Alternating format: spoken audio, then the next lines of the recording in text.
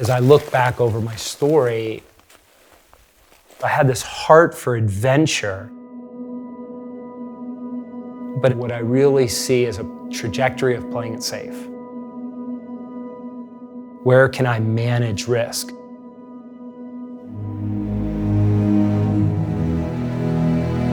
I really lacked initiation.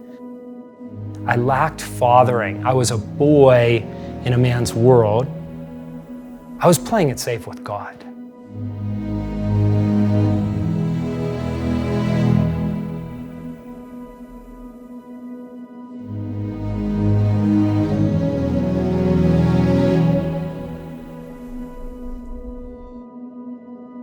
We've been following Adam's story, kind of the mythic story of every man in the world, and we skipped over too quickly the birthday present that God gives Adam. This wild world. I mean, think of it. The rivers, the mountains, the oceans, right? Thunderstorms and waterfalls, and only Eden is a garden, by the way. The whole world is left untamed, and Adam is given the charge to rule and subdue. And the Hebrew there is fierce mastery. Think of it. No one's discovered physics yet. No one has charted the oceans. No one's climbed a mountain. No one has written a poem, right? Adam's about to do that when he meets Eve. No one has discovered architecture or medicine or law. All of it that is latent in the world, all of it that is latent in us, is waiting to be discovered, waiting for good men to venture out into adventures and bring a loving, strong hand to see the world flourish. We are wired for adventure, guys. Just wired for it. You see it in little boys, and you see it in the deep longings of men, even if it's only in their boredom. Even if it's only right now in the heartache of if only. I want to give you 3 categories to just help you think about how adventure might begin to fit into your life. There's casual adventure, there's crucial adventure, and then there's critical adventure. Casual adventure. You love to run, you love to ski, right? You love to travel. You love being a chef. You love exploring things in the kitchen. It's the daily, weekly stuff. It's just adventure on a small scale that just nourishes us. You got to get out. You got to fish or golf or bike, just something that nourishes the soul. Crucial adventure is a little more high stakes, okay? It's where we start a company. It's connected to our career, our mission, our calling. Every man needs a mission to his life.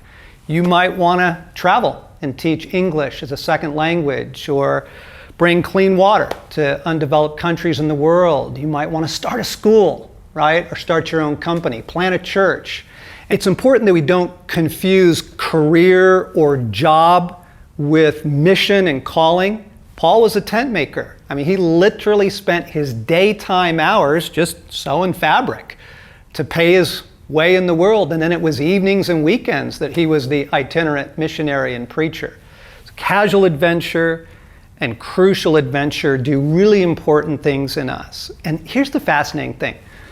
We love it and we fear it, because adventure calls us out. And it's in so many ways, it's here that God does the formation of the masculine soul. We are all unfinished men. There's a lot of boy in every man, and God uses adventure to nourish us, yes, to encourage us, but he keeps bringing the stakes up. Have you noticed that? To take us into a story where he uses it for our formation. He uses it to develop strength and courage and integrity and wisdom and cunning and love.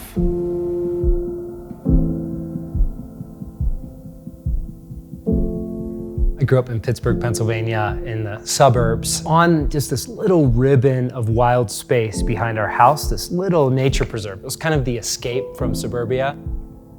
I remember most of my childhood was also framed by being very overweight. The wounding in my life led me to pretty deep anorexia in 7th grade, and just that inner feeling of weakness. And so much of it was embodied in adventure.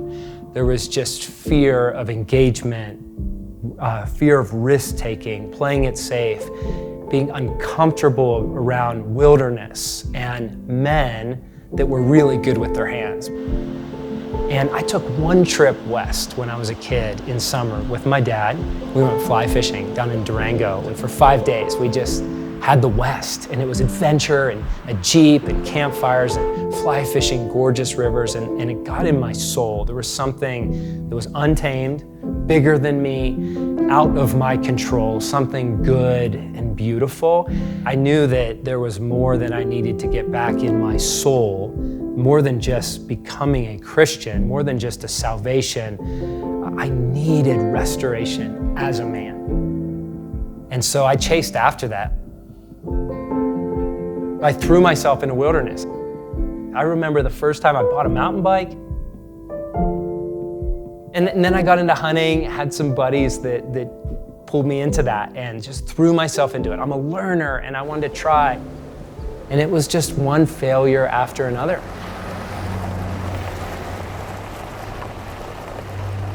You come out here and you're at the mercy. You're at the mercy of the weather. You're at the mercy of the land. You're at the mercy of the animals, and you feel really small. I remember distinctly one story. We were out early in our hunting, 4 of us, and we split up in 2s. We're coming off the mountain, off of King Mountain in the dark. And out of fear of not cliffing out on this one section, we pushed too far south. And these are in the days of paper maps. There's no GPS. And I look at the paper map realizing 30% chance cliffing out, 30% chance making it to civilization, and 30% chance just wandering. And this fear set in. Like, I am a young man that cannot handle myself in wilderness. And like, it's on me. I remember just the panic. It wasn't about wilderness travel. It was about my soul and deficiency. As I look over the years from that moment, the story of adventure was the story of really God shepherding my soul from boy to man. It was a story of being initiated as a man and fathered as a son. Some of these aspens have been scraped that you can see, a couple of the smaller ones, but we'll find a good, like that's a fresh scrape right there, that wasn't eaten. Those aspens up there are just prime elk habitat.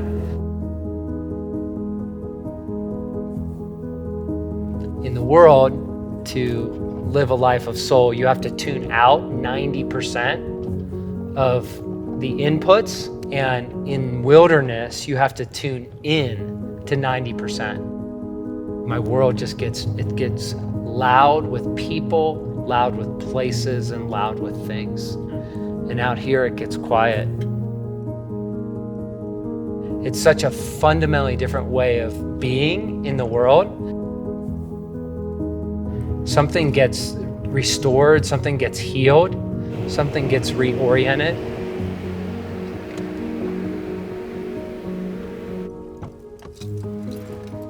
There's 4 things that are going to keep me alive: fire, hydration, shelter, and signaling. And I've got to have those 4 things no matter what. A lot of it's trial and error. A lot of it's getting out there and being too hot, too cold, too hungry, too lost. Out here, I learned that the way is failure. It's one of the greatest teachers. God has a lot to bring to a man in love and care through failure. A lot of those pursuits were a reach to get my question answered. I've always had an adventurous heart, but it was a reach for validation. So either by throwing myself into an adventure or avoiding one, playing it safe. It was always a question of where will I be validated, risking going deeper into an adventure that's not just the physical adventures, the wilderness adventures, but it's really an adventure with God. to live your whole life in a way where God has to show up.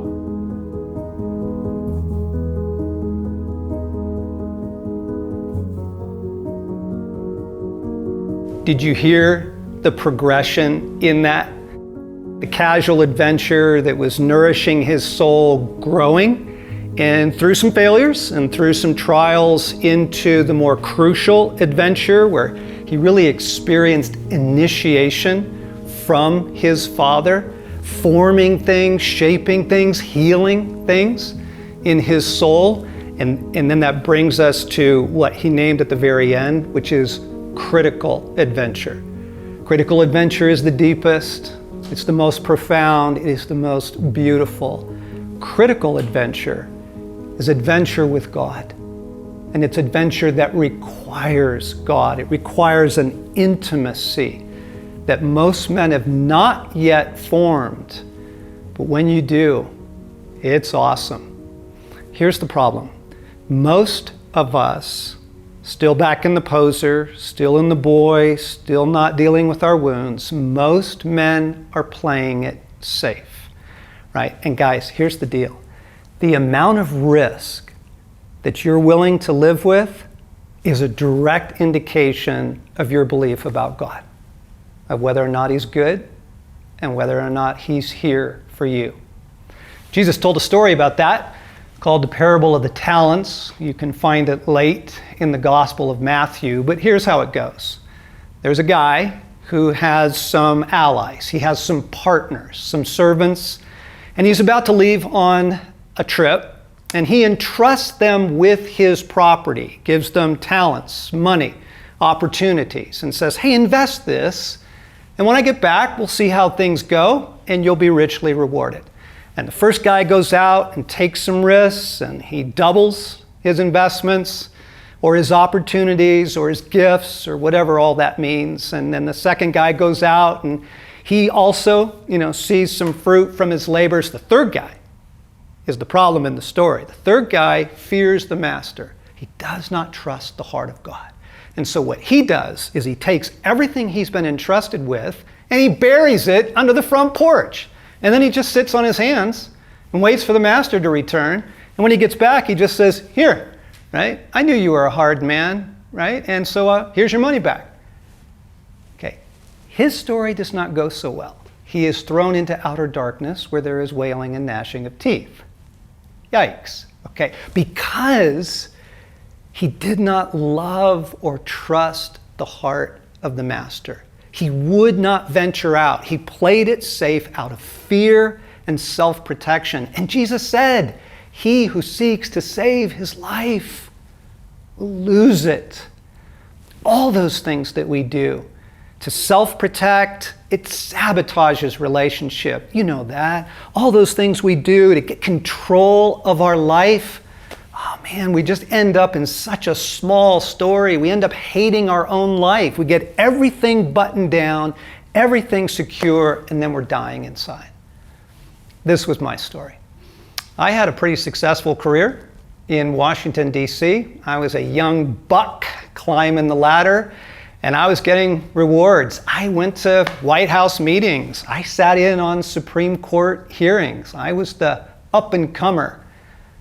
And I was dying inside. It wasn't me. It was a total misfit. I was living out of so much of my fear and the poser and the false self. And finally one day I said to Stace, I can't take it anymore. This is killing me. And I knew what I really wanted to do. I wanted to go back to grad school. I wanted to get a degree in counseling. And I wanted to fight for the hearts of men. And so I walked away. We moved away on a wing and a prayer. I came to Colorado, went to grad school, but right at the moment of critical decision, this is where the test usually comes.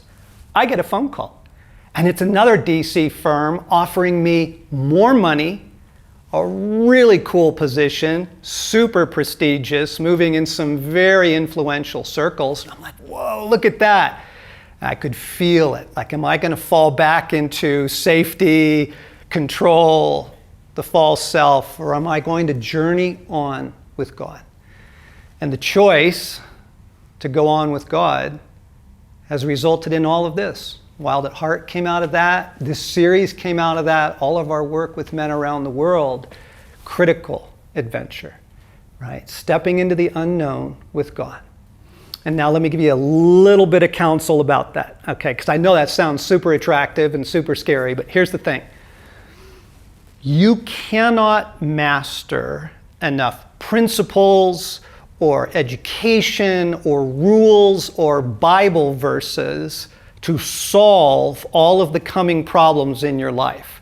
Like, where do I go? What do I do? What is the next adventure you have for me? Is this casual? Is this crucial? I don't even know the next step. Listen, you have something so much better than principles.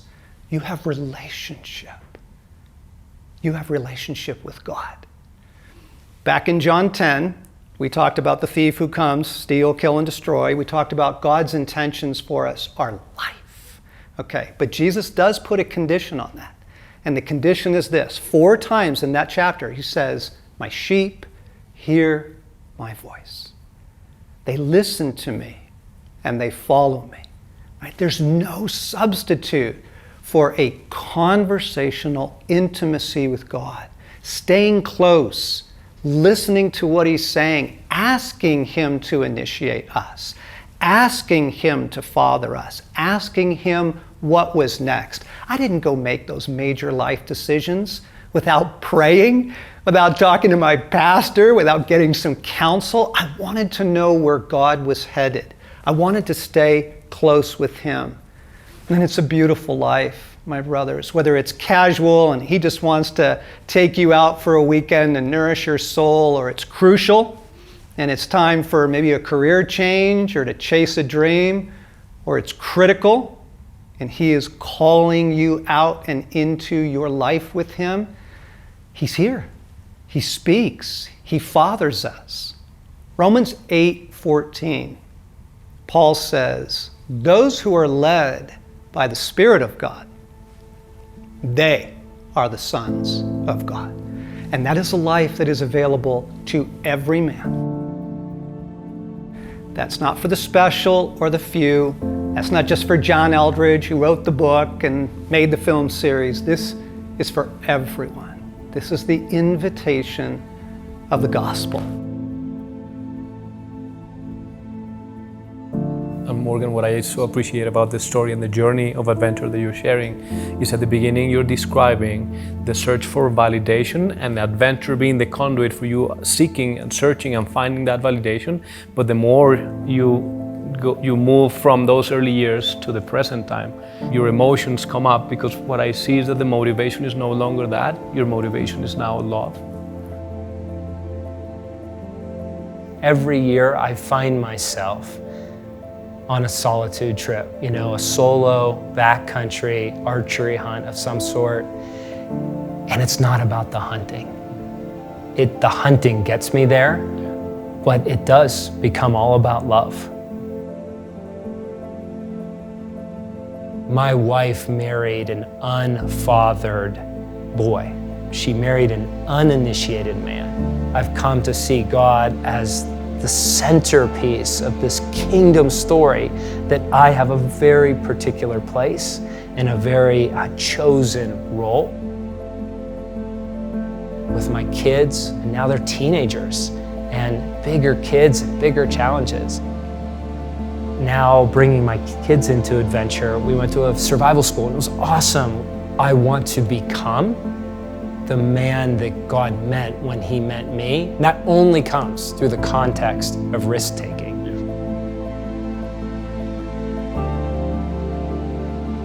What I've found in my story is that adventure has exceeded just the physicalness of it. I love mountain biking, I love archery hunting, but that's just the mythic expression. It's something so much deeper, that the adventure has really become the epicenter of my walk with God. When we truly learn how to walk with God, every day becomes adventure. We are all unfinished men. There's a lot of work to be done in us, but we are not on our own. There's a lot of things in us that yet need to be dismantled.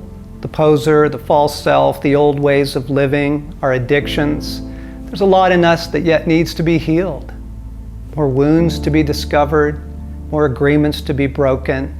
And our Father is here to take us into that initiation journey.